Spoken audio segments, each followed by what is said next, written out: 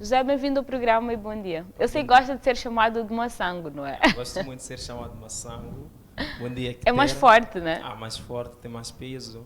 Bom dia. Hoje, segunda-feira, está no ponto mesmo. É verdade, e olha que eu estou de azul também, na parte de cima, a combinar com o meu convidado Uau, hoje. sempre combinando com o convidado. Estou a ver que ando com uma conexão com os meus convidados nos Isso últimos é sempre tempos. bom. Agora, Maçango, final de semana como é que foi? A semana também, como é que decorreu? Bom, foi uma boa semana. Acima de tudo, uma semana divina.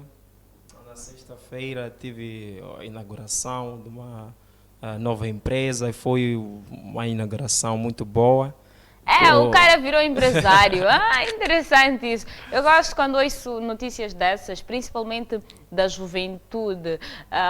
Trabalha e abriu também o seu próprio negócio. É bom ter uma outra fonte de renda, não é? Sim, é muito bom. Não trabalho sozinho, trabalho com a minha esposa, estamos juntos lá Ai, que a trabalhar. fofo! Ai. Agora fiquei mais feliz ainda. Não, é muito bom mesmo, estamos juntos, a trabalhar juntos, para conseguir mesmo superar as dificuldades, porque hoje em dia nós estamos num momento em que não dá para trabalhar somente uma pessoa, tanto a mulher, tanto o marido, todos devem trabalhar para conseguir mesmo superar a situação atual. É isso mesmo, é necessário termos apoio dos nossos parceiros, porque esta vida não está nada fácil. Não está nada fácil. Nesta vida consegue sobreviver aquela pessoa que vai atrás, aquela pessoa que luta, aquela pessoa que em algum momento tem tribulações, tem dificuldades. Essa pessoa no final consegue mesmo uma vitória. Também porque nem todos os milagres podem nos ajudar em todas as situações, né? É claro, aqui trabalhar, aqui ir atrás das coisas, não ficar à espera dos milagres.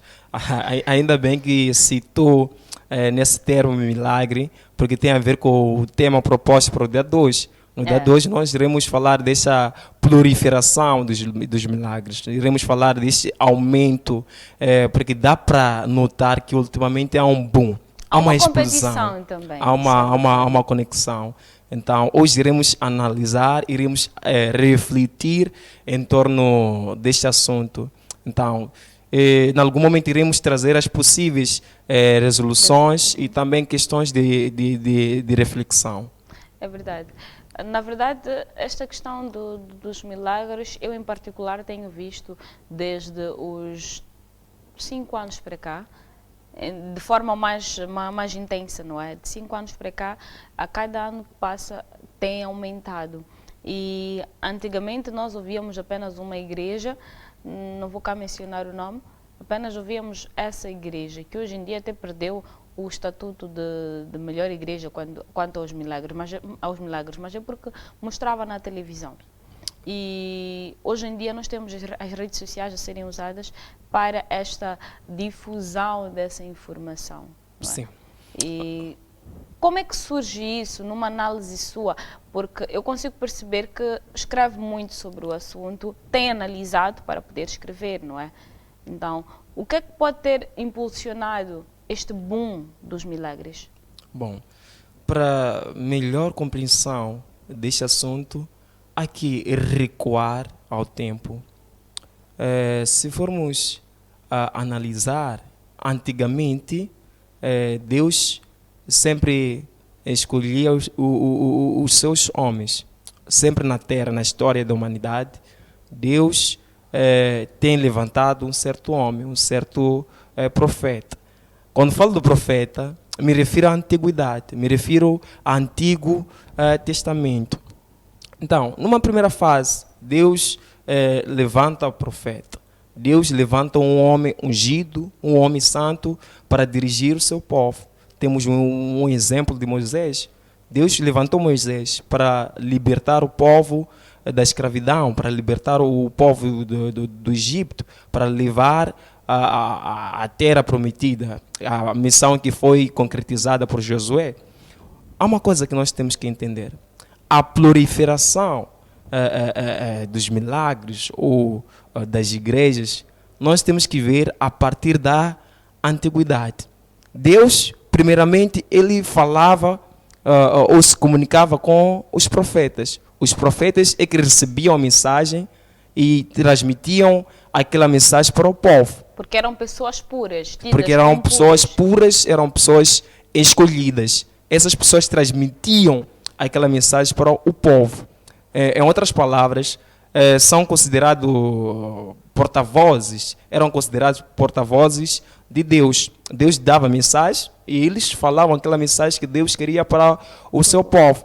É por isso que alguns teólogos consideram maiores profetas, menores profetas. Se formos a olhar na história bíblica, como maior profeta temos Eliseu, temos Elias, como menor temos Malaquias. Mas há uma coisa que nós temos que ter em conta. A lei e os profetas profetizaram até João. João Batista foi o último profeta. Então, isso significa que no Antigo Pacto, no Antigo Testamento, Deus falava por meio de quê? Dos profetas. Mas o último profeta, o profeta foi João Batista. Com João Batista, o livro de Lucas, capítulo 16, diz que a lei e os profetas profetizaram até João.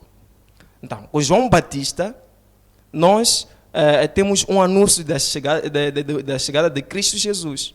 Quando chega Cristo Jesus, aquela lei muda. Quando chega Cristo Jesus, nós entramos num novo pacto. Nós entramos no pacto apostólico.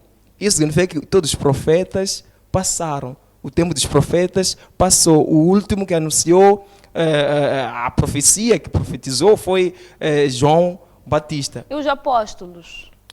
Sim, com Cristo Jesus, nós introduzimos uma nova época, que é a época dos apostolados. Com Jesus, nós encontramos os apóstolos. Então, com Jesus, finda a era dos profetas. Sim. E entramos para uma era dos apóstolos. Sim, com Cristo Jesus, termina João Batista foi o último profeta. Quando vem Cristo Jesus, nós temos uma nova aliança, temos um novo pacto, que é o pacto apostólico. E nesse pacto, nós não temos profetas.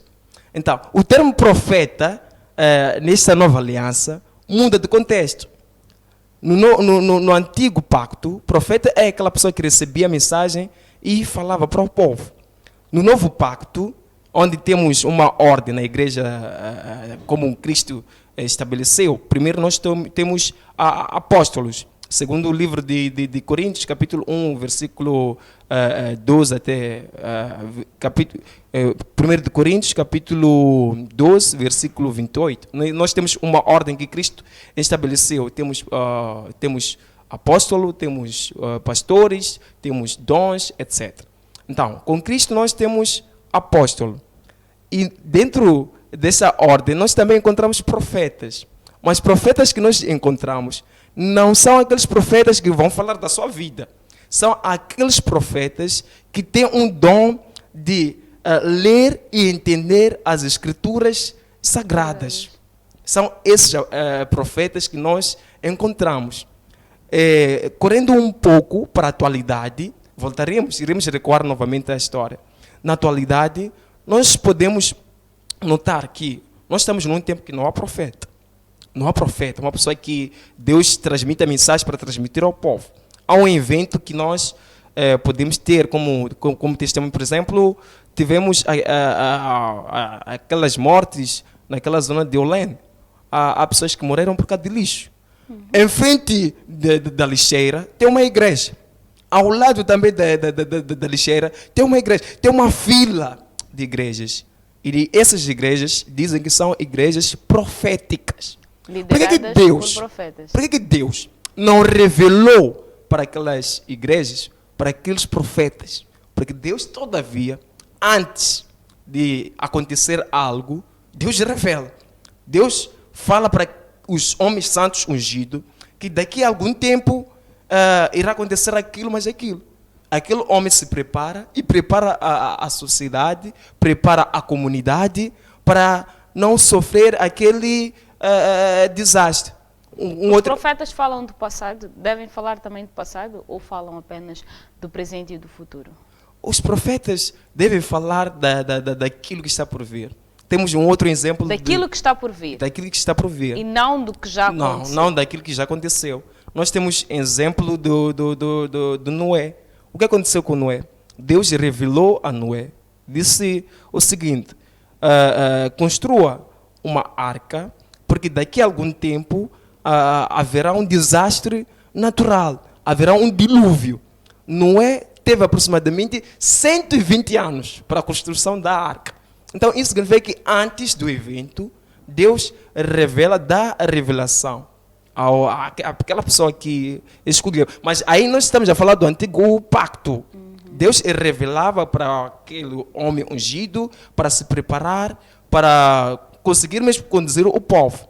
Então, com isso eu queria dizer, houve um evento em Olene, mas nenhum desses profetas conseguiu ver o que ia acontecer. Alixeira está em frente de uma igreja.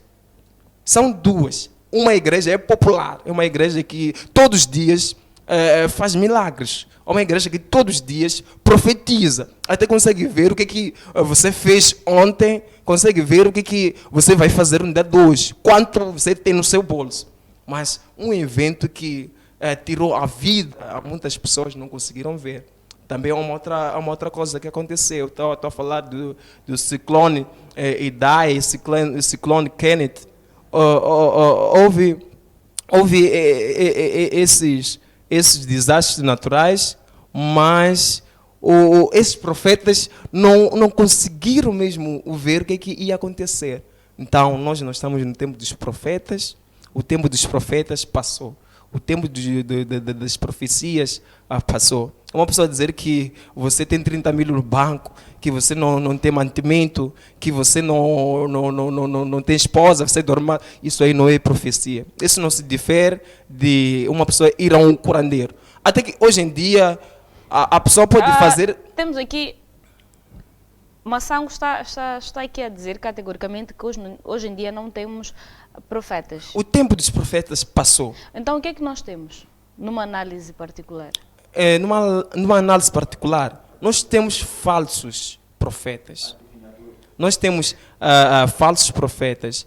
Há uma passagem que Cristo Jesus disse o seguinte: é bom terem cuidado, porque nós teremos lobos cruéis, lobos que estão preparados para devorar. E há uma outra coisa que diz, Mateus 7, versículo 24. Nos últimos dias, muitos dirão: Senhor, Senhor, eu profetizei em seu nome, eu curei em seu nome, eu fiz aquilo, mas aquilo em seu nome. E eu direi o seguinte: eu não te conheço, essa parte de mim, porque você praticou a iniquidade. Então, e essa profecia está se cumprindo. Hoje em dia há muitos que se julgam profetas, há muitos que fazem